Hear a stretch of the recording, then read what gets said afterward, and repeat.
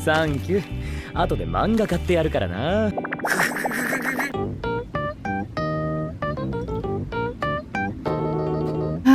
Yes, I'm doing this because of anime. Nate Rose, oh yeah, I'm finna pop. Yeah, baby, hit the spot like summer and some dipping dots. Jackpot sound coming at you through a different slot. You can try your luck, but end up missing from a liver shot. Ooh yeah. So what brought this on is that a lot of manga artists still use dip pens, and I've been watching a lot of Cup of Jasmine, and she always uses a dip pen for these cool red ink drawings, so I wanted to try it out. I figured to warm up, I would ask you guys to tell me what to draw, and that's what I did. In the beginning, I feel like I was super shaky while using it. I totally had no idea what I was doing, and it was kind of harder to get used to than I thought it would be. But don't fret, this is purely just a practice. I'm testing out this new medium, and I promise that I will have better drawings later on when I'm better at using this medium. So I didn't lay out any sketches, I just went in and drew to my heart's content because I knew whatever I was going to make wasn't going to be very good yet because I'm not used to the dip pen. And I feel like I'm being redundant. Am I being redundant? Okay, I'll talk about how it was to buy the dip pen. So is anyone feeling like they're unable to talk to people because they've just been in quarantine this whole time? Like, it's called social skills for a reason. I have not been exercising this skill in so long, and now I'm not very good at it. And honestly, I get overwhelmed by choice, so I had planned on going to this art store and just like buying the first dip pen I could find and then leaving. But they had rearranged the entire store, so I had no idea where anything was, so I had to ask a sales rep for help. And he was like asking me all of these questions, like, what are you gonna use it for? Like, do you know what brand you want? And I was like, I don't know anything. I was just gonna get anything you guys had, honestly. And it felt so weird. I was like, I don't know, I'm just gonna draw with it.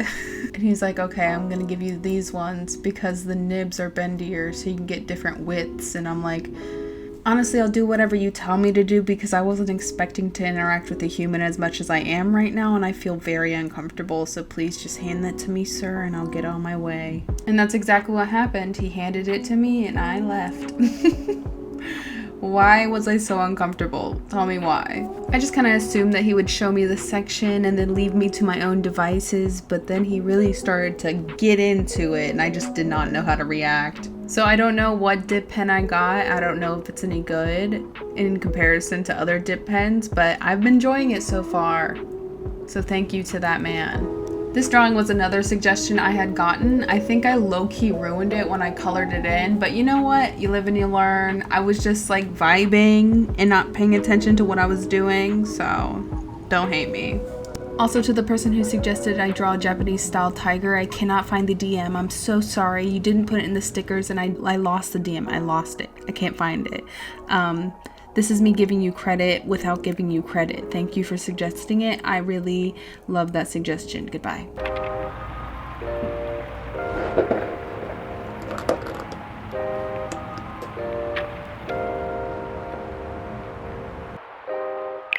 So after a lot of trial and error, I found out that I like the Daler Rowney ink the most with this dip pen. I tried using the Dr. P.H. Martin's inks and I did not enjoy it as much. But for this little practice, I was much more comfortable with the dip pen, so I decided to go full on Cup of Jasmine and do a red ink drawing. I found it super difficult to come into my style with the dip pen for a while because I couldn't vary the width of the lines as much as I thought I would be able to. In all honesty, I probably should have done much more research than I did. I watched one video about dip pens and then called it a day, bought some, and then tried it. I was clearly out of my element, but I really enjoyed using it. I love the sound that it makes. I think it's super satisfying for some reason. But yeah, I thought if I relied on my typical like tattoo line work type of style, then it would be easier for me to figure out how to use this dip pen. Turns out I was very wrong. Okay? I still don't know what I'm doing. So in this drawing, I just messed up a bunch and then tried to fix it. And then I'd mess up again and then I'd try to fix it again. And that was the cycle of this drawing. I was stressed. All right? But I think it turned out subpar. And I think I'm gonna do better next time, and that's how anything should be, right? You practice, you hate it, and you practice until you don't hate it anymore.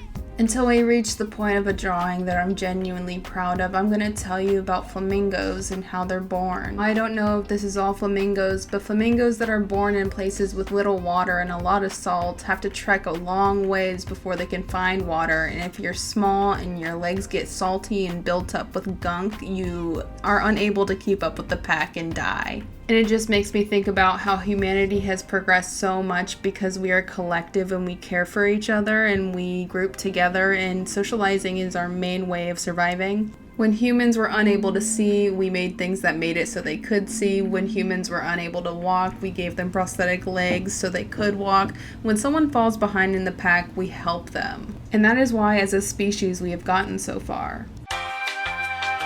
And I truly think American individualism is going to destroy our country because the pandemic is now an epidemic and COVID is running rampant. No one's going to wear their f***ing mask and we're going to have to deal with this forever. And oh my God, I don't want to be in f***ing quarantine anymore. Jesus.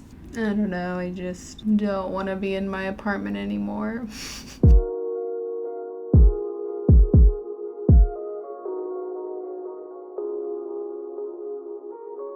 Remember when I told you that I'd eventually be good at using it and draw something I actually like? This is that. You have finally made it to that point. Congratulations. You did it. My goal for these few pages is angst. Just pure angst. I don't know, being locked up in my apartment for months on end. I don't know, I just feel a little angsty. I feel like I want to restructure everything I believe in and the belief systems that I was taught as a child, but I already did that, so I can't do it again. So I think I'm just going to give you a few stories of like my angsty adulthood. Okay, I'm going to stop using that word. Jeez. Jesus Christ, I need to stop using that word. So every time I think of something randomly, I'll write it down in case I need like a narration topic. And I was thinking about how I hate men. But like it was just like this one specific moment, all right? Long story short, I was homeless in Hawaii for a little bit and really in my feels about it. It was really sad. And there's a lot of backstory as to why I was sad. I had good reason to be sad, but while I was sad, I did nothing except for like stay at this hotel's lobby, even though I wasn't staying at this hotel, and I would just draw. And at this point, I was still doing the Instagram thing where I was posting a new drawing, like a new completely finished piece every single day. So I either had to stockpile drawings or I'd be like running against the clock trying to get a drawing up. And I was doing this drawing, just minding my own business, when like an old man walks up to me and he's like, "You'd probably feel better if you smiled more." Like, you really think if I smile more, I'll feel better? Like, shit, I'll give it a try, but I don't know, like, what if it doesn't work? Holy shit, dude. That was like the last thing I needed at that moment. But there's also like another lesson embedded in this, because I'm shitting on this man for saying something misogynistic to me while I was deeply sad about something else. And he had no context. He knew nothing about me, and he decided to say this sexist remark. And that memory stuck out to me so vividly. Like, that's the one thing I remember. Like, men ain't shit. Oh, here's my men ain't shit story. But then there was another thing that happened in that week that was actually very bright and positive, and something that genuinely actually made me smile in a really low moment of my life. These two guys, they were either British or Australian, came up to me just before we left to tell me that they liked my artwork, and they were just really nice, and we just had a nice little conversation, and it was just pleasant, and it was something so nice that happened not long after something so negative happened.